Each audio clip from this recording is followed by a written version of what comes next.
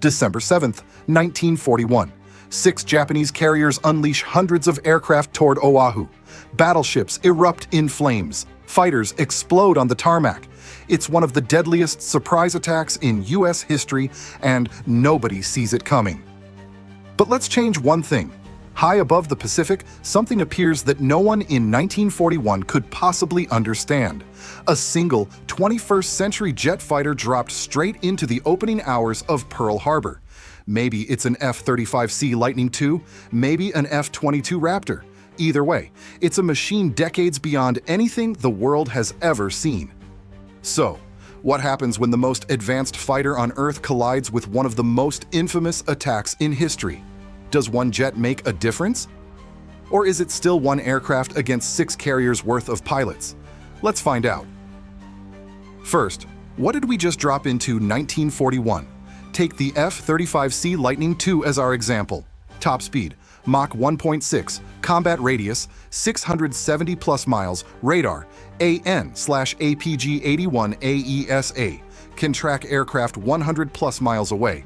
Stealth coating makes it invisible to 1941 radar weapons, AIM-120 AMRAAMS, beyond visual range, fire and forget, AIM-9X Sidewinders, high off-bore sight infrared missiles, 25mm GAU 22 cannon sensors, full 360-degree IR tracking, sensor fusion, instant targeting, helmet-mounted aiming.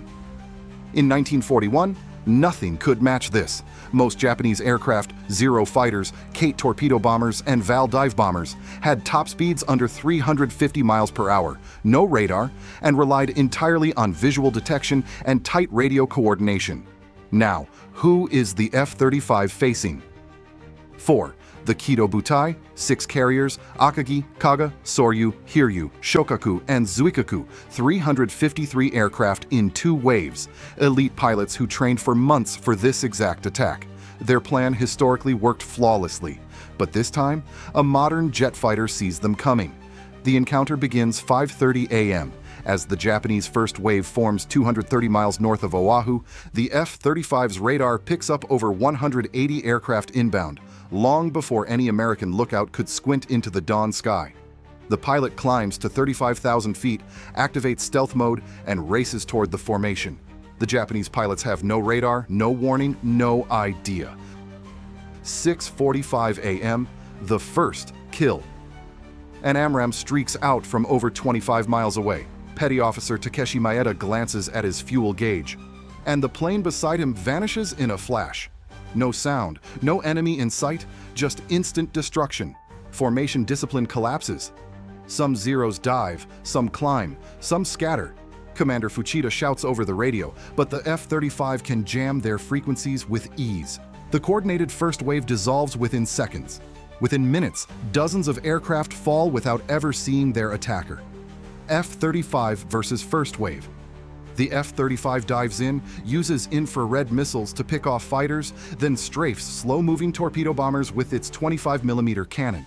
Bombers that historically hit Battleship Row never make it that far. Most never even see Pearl Harbor. The handful that escape the melee drop torpedoes wildly, missing nearly everything as USAA crews, now fully alerted, open fire. With one modern jet, the first wave that historically caused catastrophic damage is reduced to a fraction of its strength. Second wave, a worse fate. 8:40 a.m. The Japanese commanders have no radio updates, only silence, so they assume the first wave succeeded and launch 170 more aircraft.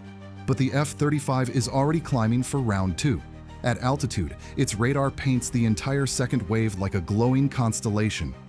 It fires AMRAAMs from beyond visual range. Sidewinders hunt anything that gets close. The cannon rips through tight bomber groups like paper. When the survivors finally see their attacker, it's too late. Their guns can't track something that moves, turns, and climbs several times faster than a Zero. By the time they reach Oahu, the second wave is barely a handful of terrified pilots. Revenge strike? Here's where things get interesting. The F-35 cannot sink 6 carriers by itself the way a modern carrier strike group could. It carries only 2 AMRAAMs internally for stealth, and perhaps 2 more on wings if stealth is sacrificed. It has no anti-ship missiles. Its cannon is nearly useless against armored carrier decks. It has no way to guide bombs onto ships far out at sea without refueling support, which doesn't exist in 1941. But it can find the Japanese fleet. It can radio their exact position to Pearl Harbor. It can shadow them unseen for hours. This would give the U.S. Pacific Fleet and submarines a chance to ambush the Kido Butai on its return route. The Japanese attack becomes a disaster. Outcome: does one jet save the day? Yes. Pearl Harbor survives almost completely intact. Battleship Row remains undamaged or lightly scratched. Most Japanese bombers never reach Hawaii. American fighters have time to scramble. U.S. morale skyrockets instead of collapsing. Japan's best pilots are slaughtered with no equivalent losses. But no, one jet fighter cannot single-handedly sink the Japanese fleet. It changes the air battle, not the naval one. Strategically, the attack fails. Japan loses hundreds of irreplaceable pilots. The Pacific War becomes dramatically shorter. Final verdict: a single modern jet fighter wouldn't just tilt the Battle of Pearl Harbor, it would shatter it. But it wouldn't annihilate the entire Kido Butai on its own. It's not a magic wand. It's just a weapon far beyond anything in 1941 skies. Still, the message is clear. Pearl Harbor with an F-35 isn't a battle. It's a massacre, just not the one history remembers.